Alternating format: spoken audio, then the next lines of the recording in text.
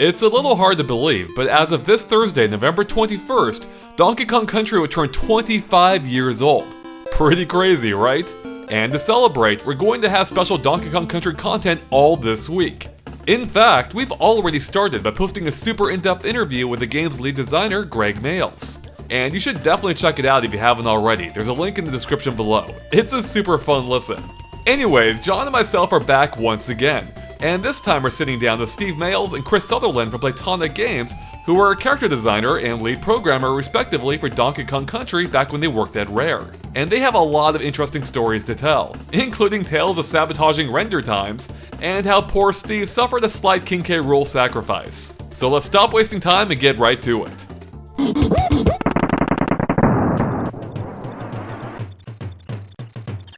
So, Chris, Steve, to start things off, can you tell us a little bit more about yourselves and what exactly you did on Donkey Kong Country? And let's go ahead and start off with you, Chris. Yeah, sure.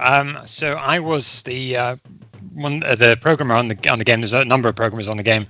I was in effect lead programmer on the game, and so I worked on the movement and kind of coordinating a bunch of other things in the game, but also worked alongside Steve and Gregg in terms of art and design. So putting Steve's art into the game, or as Steve will tell you, sometimes not putting Steve's art into the game. That was my main role. I modelled and animated the majority of the characters. All right, that's quite a few. That's a lot of characters. Yeah, I put in a lot of hours. Steve, how many was it? Do you know? Do you remember how many characters? No, I've never counted up. I thought you meant how many hours. No, I mean how many characters. No, I don't know. Somebody will know on the internet. But I guess speaking of hours, how long was Donkey Kong Country in development for? I think it's, from my recollection, it would have been August of 1993. I remember starting it. I mean, there may have been some kind of pre-testing work in terms of the technology before then. It was around August 1993, and then we released 1994. So it wasn't, it was a year for the game development, so it wasn't very long at all. Yeah, that's a pretty crazy turnaround, especially compared to games these days where they have multiple years in development, as I'm sure you guys can speak to with your recent Yooka-Laylee series. I guess one question is, what was the process like of developing a game then versus now? How much different is it these days? So I guess there was a few things that were different. One of them was that nowadays, I guess it's almost trivial, but you'd imagine people would email you their content, or they put it on a server or something. If Steve had created graphics, he put them on a server. But back in those days, I think we still had it. It was delivered on a disc. So I think Steve would save them off to a disc, and then he'd walk down the corridor, and then he'd hand them to me, and I'd put them in my machine, and then upload them, and then. And so that kind of thing, it feels weird, but that's 25 years ago, that was the way things worked. So right. That's one thing that was different. I guess the other thing, sort of maybe without going into too much detail in terms of software, but nowadays you'd have some kind of system where you would be able to share code between different programmers, and you have a source control system where you all change stuff and then you commit it and then you resolve those changes between each other. So it's kind of a lot of automation there. But back then we didn't really have that. I remember when we started, because up to that point pretty much all the games that had been worked on at Rare, there'd been one programmer on it. So this was the first game where there'd been multiple programmers, and I remember thinking, how are we going to create a game with more than one programmer? And I was thinking, how is that going to work exactly? The way we didn't actually use the source control system, that was actually me. So people would come along, and then they would say, got some code for you, and then come and we'd paste it into my machine, and then that would be saved, and that would be the official version of the game. So yeah, it was a bit ad hoc, but it kind of worked. Amazing, we managed to do it in a year, actually. Yeah, that is amazing. And how about for you, Steve? Like, is the character design process much different these days? Or well, I mean, it was. It's probably better to compare it to what I'd done before. So previous to DKC and its 3D model graphics, I worked on a Battletoads Double Dragon for the NES and then the Super Nintendo, which was just your standard like bitmap sprites, and the step up, the learning curve to get into 3D, that was very, very difficult for me. But once you had it, it was great, because you could just render these characters out in as many frames. If you wanted 16 frames for a walk cycle, or 32, you could just do it like with the click of a button. Where if you were doing that with normal sprites, it was literally impossible to do that sort of thing. Mm-hmm. How wild is it that it has been 25 years since the game? Like, does that seem right to you guys, or does it seem like that just went by in the blink of an eye? It seems, yeah, you're right. It does seem like, and it seems like it can't possibly be that long. It does feel like it was only yesterday that we were sitting in a barn making this game, and we didn't quite know what the outcome of it was going to be when we started, and. Yeah, it is a long time ago. I mean, it seems like only yesterday we'd be there in the evening, and we'd have a system where we'd make tea for each other. So we'd have a tea round system. So we'd go down and somebody would make the tea, and then they'd come up with the cups, and then, or that I'd be sitting there in the evening and trying to get something finished, and I'd have a phone next to me, and it would ring, and it would be Steve playing Depeche Mode down the phone to me. All those weird things that happened in development. It just seems like only yesterday. He doesn't do that anymore, though.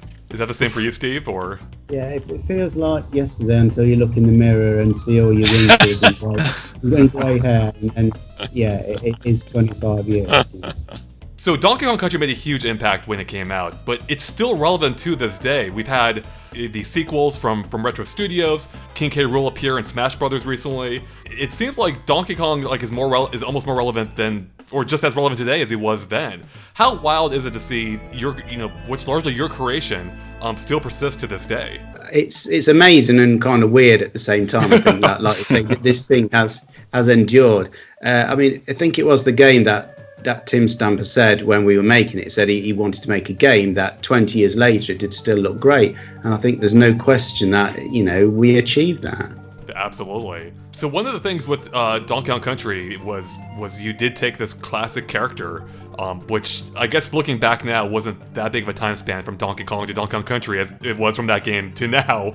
But what was it like updating that classic character? How much free range did Nintendo give you guys to pretty much update his appearance for modern audiences? And I guess it goes for the whole game as well.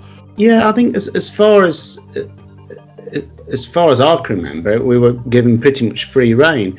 I think Nintendo saw these pre-rendered graphics we're creating, and they were just desperate for it. They loved the look. They loved the look so much, and I believe Rare were given a choice of Nintendo IPs. Isn't that right, Chris? Yeah, I don't know what the choice was and what the selection of those was, but I believe there was that option in there. But I think Tim thought that he could create a world for Donkey Kong. He'd obviously imagined all these lush jungles and caves in magical settings. So we chose Donkey Kong.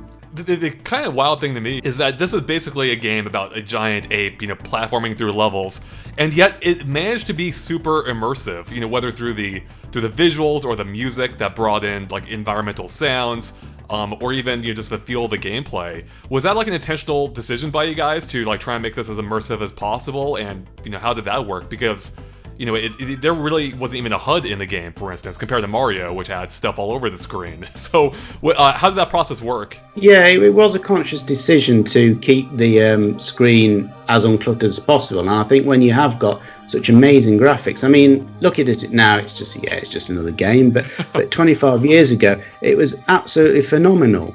Yeah. Unless you were there, I think you'd never get that feeling of what it was like. I mean, this game looked absolutely amazing, and it was, just by that fact, it was going to be super immersive. I mean, we had that advantage with the graphics that we had a system people hadn't done before. But I don't know how Dave Wise did the soundtrack, because he was using the same tools as he had been doing, as everyone else had done. Yet he managed to create this unbelievable soundtrack as well. The two go together. It's inseparable, the graphics and the music for Donkey Kong. One without the other, it just can't be. Mm-hmm. Were the level designs and art and music made in tandem, or did David Wise have to do the music once everything was already complete? From what I remember, I think he was doing them. I don't think he was doing them in tandem as such. I would imagine he would do them afterwards, or possibly he would do them kind of almost in parallel. He'd probably been given briefed and the kind of what was going to happen in that level, and then he would probably work on it from there. Unless you remember anything else, Steve. Yeah, I'd have thought fairly early on he'd get a good look of what the graphics were going to look like, and then it could be weeks or months down the line until those graphics were actually formed into a proper level. So long as he could see the snow level rendered out, or the factory level or the jungle level, then that sort of snapshot would be enough to give him a sense of what the music should be. So something interesting about the year that Donkey Kong Country came out was this also marks now the 25th anniversary of Donkey Kong 94, which was Nintendo's own update of Donkey Kong, which, oddly enough, Donkey Kong got reimagined twice within the same year. One more of a proper sequel, and then Donkey Kong Country being more of a spiritual, or not a spiritual successor, but more of a evolution for the character. Did either of the games affect the other, or were you guys even aware of Donkey Kong 94 during when you first started Donkey Kong Country? Not from my perspective. I don't think there was any specific influence from that game. Steve, do you know anything about it? It did pass me by as well. I mean, I'd say there was some influence from Miyamoto himself, who I think on one of his visits he suggested that there should be some way to find some secrets on the level. So from there was born the kind of hand slap move where we'd slap the ground. That's interesting, because I think it was also Miyamoto's idea to have the blow mechanic in Donkey Kong Country Returns, which is kind of similar to the slap mechanic. Yeah, so it's possibly, he's probably looking for the same thing, that kind of trying to find some secrets that are hidden around, yeah. Yeah, I remember whenever Mr. Miyamoto sent a fax through with some sketches on DK, like the actions he could be doing, he always, as he would, he always sketched his version of Kong rather than the Kevin Bayliss version. So yeah. So what was it like working with Miyamoto specifically? Because I believe you are Rare was one of the first Western developers to be working this closely with Nintendo. We were sheltered a lot from any kind of dealings with Nintendo. The team were left very much to get on with the game. But I think there was always this feeling that you want to make, not that we didn't want to make it good, but you want to make it look as good as possible, because it already was a legendary character. Donkey Kong was, right. But I think it was probably Tim and Gregg who had most of the dealings with Mr. Miyamoto. Yeah, I think from what I remember, I think Tim would have probably a call with Nintendo America. It seemed like every night, and then I guess he would filter their requests, would come back, he would take some of them, and I guess he would mold them into what the vision that he had, and that they were kind of morph out. So we'd probably never see those directly what was being requested, but they were always kind of molded through Tim, and Tim was always the one who was pushing us all to do go to the extremes in terms of visuals. I mean, we had Brendan, who did all the amazing visuals, all the graphics, the scrolling, all the snow effects and everything, and Tim would be sitting with him every day going, "Oh, can we do this? Can we have another layer of graphics?" And he'd be going, "No, it's impossible, you can't do that." And then of course a few hours later he'd have got it working, and he'd go, "Oh yeah, I need yet another one as well." So it's that kind of constant pushing to try and always outdo what we'd done the previous day or the previous week, always trying to push it and try and do a bit more. And I'm sure the same was true with the audio as well. He's probably always in contact with Dave and trying to suggest things or ask for particular ideas that have come into his head. But I would imagine a lot of that's from Tim, but I think some of it may have been filtered from other requests from external as well. Gotcha. So how involved was Nintendo overall with the character creation process? Were they more concerned about Donkey Kong himself, or were they involved with the other characters as well? I think it was literally just Donkey Kong. That's all I remember. I think Mr. Miyamoto asked for the tie. We had to have the tie, and he had 3 fingers and toes, and we had to add an extra finger. If you look at the Kong model in some of the renders, to me his fingers look a bit thin because we had to like squash them together to fit another finger on. Oh, wow. And isn't there a reason for that, Steve, or is that just legend? Is the real? Well, that's what I was told. I don't know whether Tim was having a laugh, but the I don't know. The legend was that apparently in Japan, if you've had like the Yakuza, they would like cut a finger off. So So in Japan, the 3-finger thing was kind of frowned upon. I don't know if Tim was joking with me, but that was the reason he told me. So I guess that explains why Donkey Kong doesn't have any tattoos either. What was it like designing an entire line of new Kongs?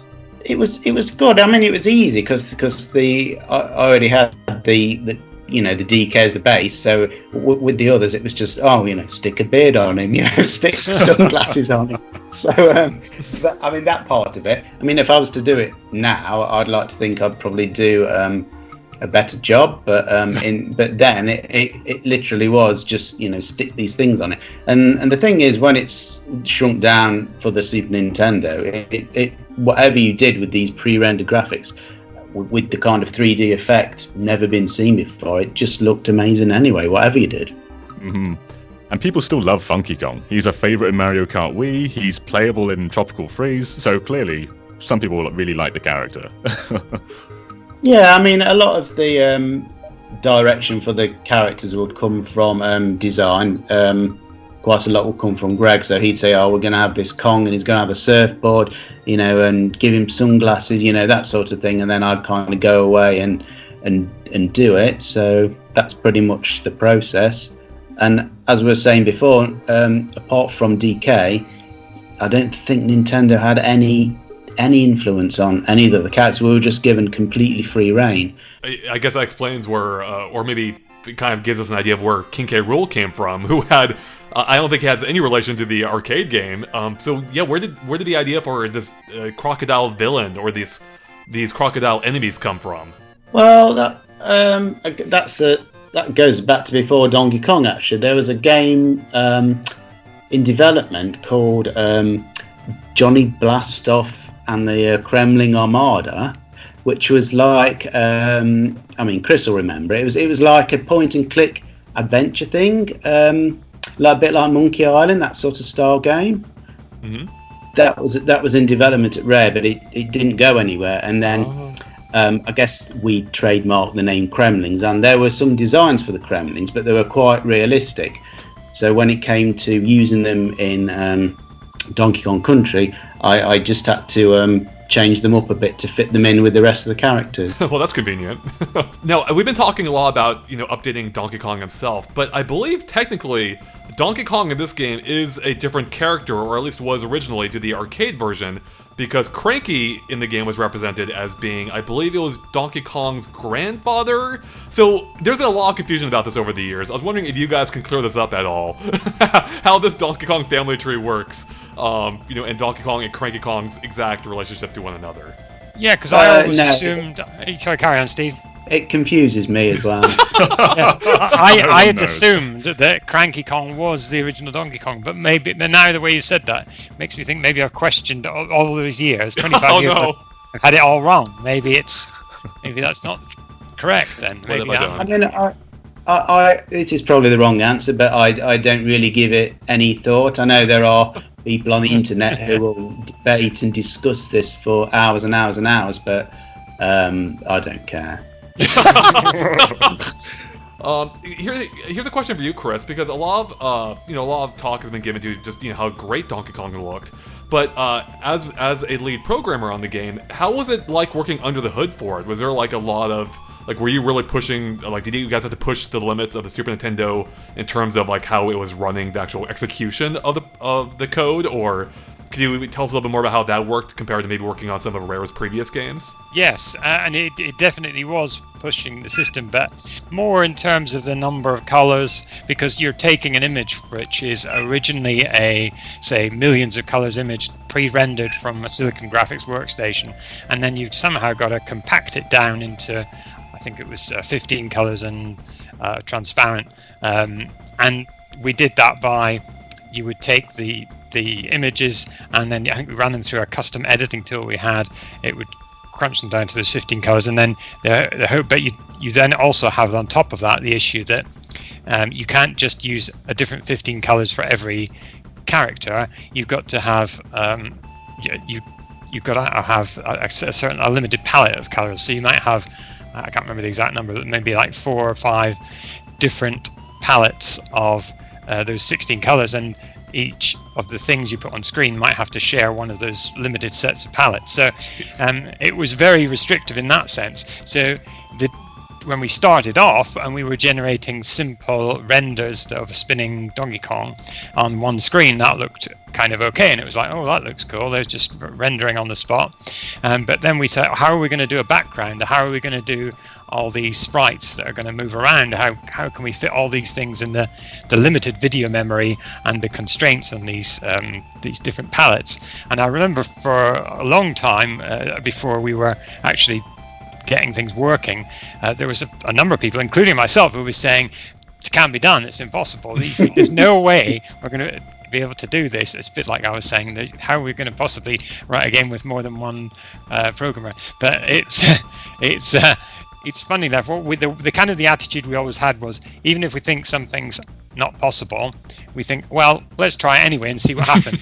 And I kind of think that's probably why we got done the things that we did, because we wouldn't let impossibility stand in our way. We would just go, well, let's give it a go, maybe it'll work, and see what happens. And I think that's kind of a life philosophy that I learned there, that it taught me, funnily enough, is the idea that even if something seems out of reach, well, why not try anyway? So I've taken that lesson that I learned then, and I've taken that through the rest of my life, I think. Wow. But yeah, we tried it out, and then what happened was we got to a point where we had some screen of what looked like a background, like say of the first level, and that was rendered out from Silicon Graphics Machine. We imported that into the Super Nintendo and then replicated that, and it was all kind of a character cell based system, so you had a certain number of rows and columns of cells, and so it looked very similar. It was reduced to 15 colors, but then the problem was, we said, well, what we've got here is 2 screens worth of data. We've completely filled the available memory on the for one level on the Super Nintendo. So it was like, we can't have any more. And at that point, it was like, well, surely it's now proven that it's impossible. So what happened was, then the next step was that Gregg Mayles went away, and he sat with a custom editor tool that we had, and he went through each of the cells, and he said, oh, well, this cell looks very similar to that one, so I'm gonna, it's kind of like working a jigsaw out in reverse. He would go, this cell's very similar to that one, so I'll replace that one with this one, so now I've got one tile that I don't need to use, so that's a duplicate of this one. And he did this for the whole image, and then he was able to free up enough tiles that he could then use that extra space to build a whole level. And that process kind of happened with a bunch of other levels, all the other levels we did as well. Wow. It sounds remarkable that you did this in a year's time. That's a real Impossible Lair right there. Yeah. Was there anything you had to cut from DKC 1 that either you just couldn't implement in the time frame, or something that was left for the sequels in DKC 2 or 3? Yes, so Steve will probably remember, was it the hat we cut? The hat? The mine hat with the light, or did we? Oh yeah. Oh, that was even in pre-rendered art, I think, or marketing for the game. I remember. Yes, why did that get caught? Isn't it because we had to position every frame of Donkey Kong had to have a matching frame of the hat. That matched up, and because you had to have it to be able to wear the hat or not wear the hat. I mean, in retrospect, I don't know why we didn't just. I suppose we couldn't have. Maybe we couldn't rotate the sprite. That's probably why. I mean, you could have bobbled the hat and around on his head, I suppose, but it would look a bit odd. So yeah, we'd had to make it look any good. We had to have a matching frame, and those number of frames were just quite a lot. And again, it was another object which had a different color palette because it was yellow, wasn't it? I get the games a bit mixed up. Was it the first one where we had the parrot carrying the light, or was that the second Donkey Kong game? Can anyone remember? Yeah, you had Squawks Squawks was in the first one in one of the levels, I believe. Oh, okay. And So you'll find. that was going to be on the hat. The hat was going to have a light. Oh wow! Yes. That's on It off. did look- It did look great. Yeah, it did, but you can blame me for that if you like. Steve did the graphics, and I said it isn't going to fit. But that was the case with a lot of, I mean, not with any one specific thing, but with a lot of little things. Like Steve said, I mean, the games we worked on previously, you'd put some animation in, and then you'd go, well, there's 3 frames for this punch of the character is going to do. We need another frame, so somebody will go off and draw a frame. But now it was flipped on its head, whereas before I wouldn't, as a programmer, I wouldn't have enough frames to put in to make things look smooth. Now I had too many frames, and Steve would give me these really smooth animations, and then I'd look and go, well, this is using up, this run might use a fantastic amount of memory, and I've got to kind of budget this memory so that the whole game's going to fit, and we're going to be able to ship something. So what I'd do is go through the frames and take every second one out, and then put them in, and sometimes I would tell Steve, and sometimes I wouldn't. It was heartbreaking. To this day, he's never got over it. I think K Rool's one I always remember. I think he had about 12 or 16 frames, and he was a massive sprite. And by the time Chris had finished with him, I think he had three frames for his run. 3. Oh, wow.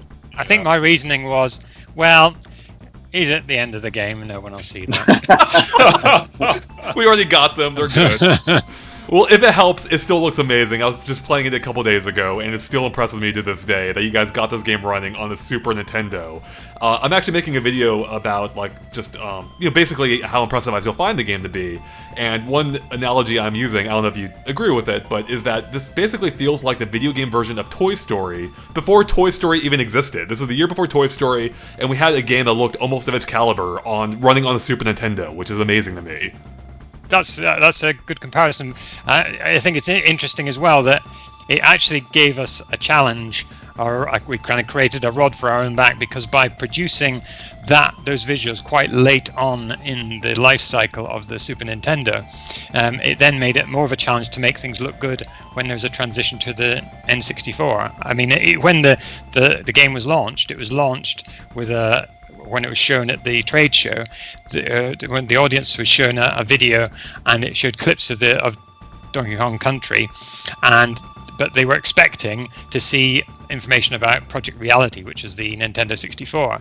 And so people in the audience were thinking, oh, this is Project Reality, this looks amazing. And of course then at the end it was like, oh no, this is on the Super Nintendo. And they're like, wow.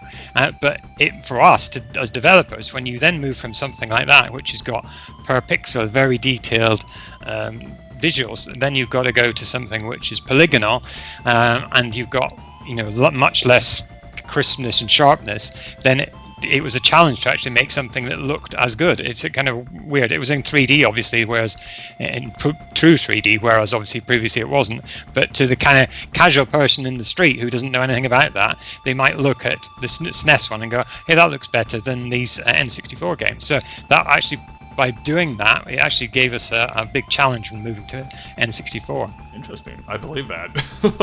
Well, so here's a question then, actually, kind of, I guess, related to that. If, let's say, there were to be an HD reimagining of Donkey Kong Country, actually not reimagining, a remake, along the lines of, say, the Crash Bandicoot games, where they went back and updated the game. Is there anything you would like to see restored or added or adjusted to the game that you maybe weren't able to in the original release? I know what Steve would like. He'd like all his frames back. So if we could get the original renders or those original discs, then wherever they may exist now, then yeah, I'm sure he'd put those in, so everything would be a bit smoother. Obviously, it'd be re-rendered at a higher, probably 4K kind of quality. So it could be done, I'm sure, if the source assets were available. Steve, any thoughts? I mean, what do you mean? Like you'd recreate it? Would it still be pre-rendered, this remastering, or would you be using like proper polygonal assets? What are you imagining? It's what you want. How would you like it? Yeah. Well, I don't think you'd really want to pre-render it, but I mean, there were advantages to pre-rendering even now, because everything had such a looked so wonderfully solid because it had like really nice crisp like self-shadowing on all the characters, which is something we struggle with now. The shadows are, you know, they're always having to be optimized and looking a bit blurry and pixely, but on the pre-rendered stuff it just looks so wonderfully solid. I think it would be easier to do it as proper 3D assets. Well, given it's been there's a long gap between Rare's DKC games and Retro Studios' DKC games. What defining traits do you think set Rare's DKC apart from the modern Retro DKC? It's probably the fact that it's probably defined more by the fact that we had to complete it in a year with a small team. That's probably the reason why it is what it is. Yeah, I mean, I guess it was a focus on. There was a focus on the visuals from our perspective, but they were all because of the pre-rendered nature of them. So we kind of got a lot of things for free in terms of visuals. So we didn't have to. I mean, if you look at the amazing work they've done on Tropical Freeze, where they do so many amazing one-off sequences that you just, I mean, as a developer, you kind of bowled over by the amount of work that must go into that, because there's a custom sequence where you're battling against something and then that's not reused anywhere else in the game, and you think, wow, that's somebody spent weeks on just that one. I've just run through this whole sequence and I may never play that bit again, and someone's probably spent several weeks doing that. So those from a development point of view, that's very impressive to me. So we've been talking a lot about how the game made use of basically cutting-edge technology back in the day to present these very immersive, realistic, for their time looking worlds. How did that come about? Do you guys already have the, I believe it was the SGI workstations then, and then it occurred to you that, and that's where Donkey Kong then developed from? Or did you have the idea for Donkey Kong Country first, and then you're like, well, this SGI technology would really help us bring it to life? As I remember it, sorry, Karen, you tell the story, Steve. No, you go. Well, Stephen, correct me, but what my memory is that it was Tim Stamper who had started. He'd got an interest in. He started playing some games which you were using pre-rendered visuals, but in kind of very much, I guess, point-and-click style games, and from there he'd then got some setup. He got a workstation himself, and he tried experimenting with that. And I think he started looking into how could we get these things into games, because he could see the potential there. And in fact, I think in the game I worked on previous to DKC, which was Battletoads Arcade, there's a sequence in that where there's these big giant balls that roll down towards the screen, and those were actually Kevin. I think he'd used he'd used a rendering system to render those out, if I remember, and we'd used that. And I think he may have also done the same with the spaceship in the end. I think that would have been pre-rendered as well. Yeah, that's right. Yeah. Yeah, so we'd done some tests on that before, but that was like on a custom arcade machine that we built. We'd not done anything on, say, the Super Nintendo, so that's why it seemed like surely that almost like a step too far. How, if we can barely do this on a custom arcade machine, how are we going to do it on a Super Nintendo? Yeah, I mean, when I started in 1992 and I was being shown around, and it was like, oh, here's the Silicon graphics machine. It's what they use to do the effects in Terminator 2. I'm like thinking, why are they showing me this? It's got no relevance to video games whatsoever. Little did I know what they planned. They were, the Stampers were incredibly forward thinking and really ahead of the game with this. Yeah, no kidding. And I guess kind of related to that, I mean, Donkey Kong Country was obviously a huge success. It sold millions of copies. As we said, it still its legacy continues to this day. What kind of impact did it have for you guys? I guess both at the time in terms of Rare as a studio, but also even now. And how has it played much of a role in your lives personally? I guess as for me, well, I wouldn't be doing interviews like this if it wasn't for that. So I wouldn't be on your show if it wasn't for that. Yeah, I guess it's at the time we were really happy with the success and everything, and it's only kind of as years go by, because back then there wasn't an internet as we know it now, and For better or worse, probably. Exactly, yeah. So you didn't really. I mean, you could see the game was out there, and you could hear people. It was selling really well, and people tell, "Oh, it's selling great, yeah." And you'd see people featured in magazines, and it would get good scores. But there was no kind of. There's no kind of churn or anybody going, "Hey, this game's amazing," or there's nobody going, "Hey, this game's rubbish." You couldn't see that kind of chatter going on. So we didn't. So as a result, it was some years only later that when you start to hear people talk about the game, and particularly now when people look back at it, because that's what they grew up with. You kind of hear people tell you stories about it and how it influenced those games that they played back then, influenced an early part of their life. And at the time, you don't think that that's ever going to happen, but it's fascinating now to look at it in that respect. Yeah, speaking of the internet, actually, when it comes to your modern projects, does criticism from the fans affect what you do, or do you try and just play to your own vision when making modern games? Oh, that's interesting. I think we do. I think we can't help. You can't help but read what's out there. I mean, from my perspective, if somebody doesn't like something you've done, then I mean, the best thing to do is to think why they're thinking that, and try and understand their point of view, and then see maybe they just said it's rubbish, but maybe there's a reason they're saying it's rubbish. What is it they don't like about it? And maybe you can take that forward and say that in the future we can improve things and make it so that person or those group of people will like the thing we produce, because we'll do things a bit differently. So there's always like an opportunity to improve. But yeah, so I suppose we do read stuff, but we still try and stick to what we want, because it's one of those things, isn't it? If you said to people, "Oh, what do you want us to make next?" then they tell you what kind of things they would want, but they'd probably be based on what you've already created. Whereas there might be things that they've never seen that you could create, and they would like those as well. So it's kind of balancing the two. To go back real quick, how about you, Steve? What kind of impact has Donkey Kong Country served for you over its 25 years now? Well, it's got me a few more Twitter followers, I suppose.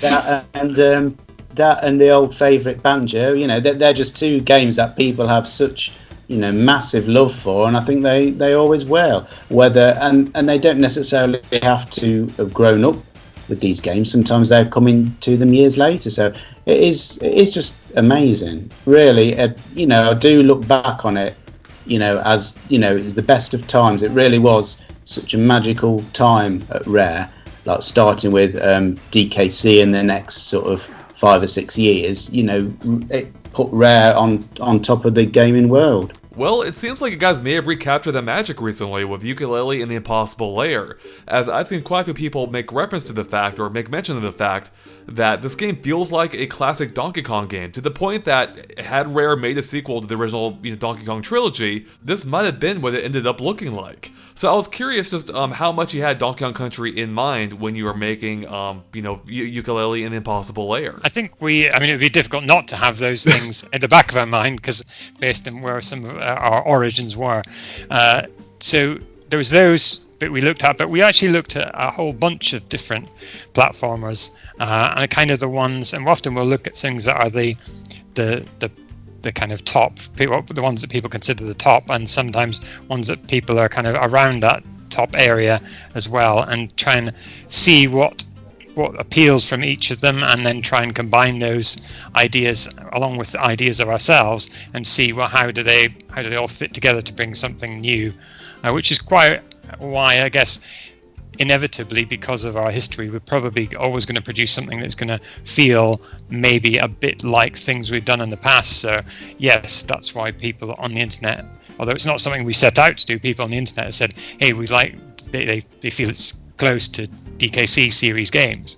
And we've tried to innovate in respects of having things such as the state changes in the worlds, having things like the Impossible Lair itself, and having the tonic system as well on top, to try and make things kind of add a bit of kind of originality to the whole mix of things. So add new ideas really into what people would normally expect from a 2D game, including the overworld as well, obviously. Yeah, overall, there's a huge evolution for I'd say the 3D or platforming games in general. I love like the interplay of the puzzles and how you could affect the state of the worlds, as you mentioned. So yeah, I guess was that a conscious thing? Like, you know, looking back at Donkey Kong Country 3 specifically, with how that kind of expanded the world map and how you kind of took that to its natural conclusion. I feel like with Impossible Lair, giving you full control on the map and letting you go pretty much anywhere within this small sandbox-like area. Yeah, I think it was Gavin Price. He was actually, it wasn't so much Donkey Kong Country 3. I think this is another example. I think he was looking at Super Mario World, and he used to love when that map, he would walk around on that map and it would expand and show you a new area. And obviously that was very much kind of a visual representation of the character. It was kind of an abstract rather than being something that you actually had much interplay with. But he wanted to see how would that work if it expanded, and it was kind of made into more detail and given more life. And so that's where the idea of the overall came around. And also the whole notion of having it, rather than just being this intense series of, oh, it's a 2D section, all right, it's a 2D section, and you're getting stressed after 2D section after 2D section. This whole kind of loop of, oh, going to do a 2D section, all right, now come and relax. It's now have a bit of thinking time, do a bit of exploration, and then go back into it again. And that's something I like when I played the game, is that feeling of you can do a bunch of exploration and then you can go, all right, now it's time to go back in. I'm ready now to give that level another try and get that twit coin that was really challenging before. I love that. Like, that was such a cool idea. You had these two very different styles of gameplay that worked perfectly because they complemented each other. You got like the break in the overworld that gave you a little bit more of a more relaxing time, and then you go right back into the action when you unlock the next level or make your way over there. So, how about for you, Steve? When it came to like designing characters for Impossible Lair, what was that process like versus, or I guess what's it like these days now compared to, say, back in the day? It's quite similar, really. I mean, a lot of the direction will come from design, because they have a particular thing in mind, and it's got to do it might have to serve a particular function.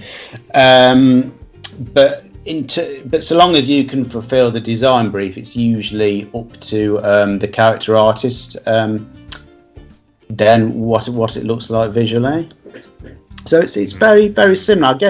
I guess coming from our designers are ex-Rare people, so it's very much the Rare philosophy. It's probably everyone's philosophy in games that design is king. So that the directive comes from design really for how things function.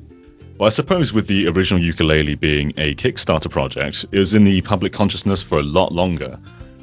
Whereas the Impossible Lair just felt like it was announced and then it was out, which is just like such a short announcement to release time on our end. I'm sure it wasn't on your end. But how long was it in development for? Oh, it was probably since... there was some work started after the first game was released, so that would have been 2017. But it was still relatively only a small number of people, because we were working on quality of life updates for the first game.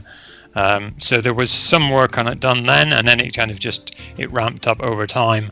And where the aim was actually to release it sooner, but we wanted to make sure that it was kind of more polished and as much as we could before it came out. So yeah, and in terms of the announce, I mean, we thought we would take a different approach this time and just kind of have a kind of shorter window for the announce and try and make a bigger splash when we did the reveal and kind of catch people by surprise, I guess. Well, mission accomplished, because you definitely caught me by surprise at the least. So now that Yooka-Laylee and the Impossible Lair is out, I'm curious what's ahead for you guys. Now, obviously, I know you can't say too much, but do you already have a roadmap figured out for whatever your next project is? Yeah, I mean, we've got a number of plans, which obviously we can't tell you. Or otherwise, we would go back into work tomorrow and then we wouldn't have any hands left. So It'd be like Donkey Kong all over again, losing a finger. that's right, exactly, yeah. The internal game development Yakuza. Yeah, so we got a bunch of different ideas that we want to look at. And sometimes, like we were talking earlier, sometimes those ideas come from what people say online, and you can read comments and people say if people are clamoring for something in particular, we might go on in that direction. But then equally well, sometimes we might just do something that nobody expects us to do, a bit like the Impossible Lair, and then just go, let's do this. And I think that's kind of interesting as well. It's good sometimes to be surprised and go, oh, I wasn't expecting this. I mean, even to this day, you'll still see people who may not, because I guess we've had such a short window in terms to inform people of Impossible Lair. There's still plenty of people who aren't aware of it, or people who, I think some people believe it's an expansion for the first game. Some people believe it is the first game still, and it's quite clear that there is another game. So we're kind of trying to hammer home that message that this is a brand new game. And then the other question people ask is it 60 frames per second? And so we have to say that. I think so many times such that I think we should have had the word 60 FPS in the name.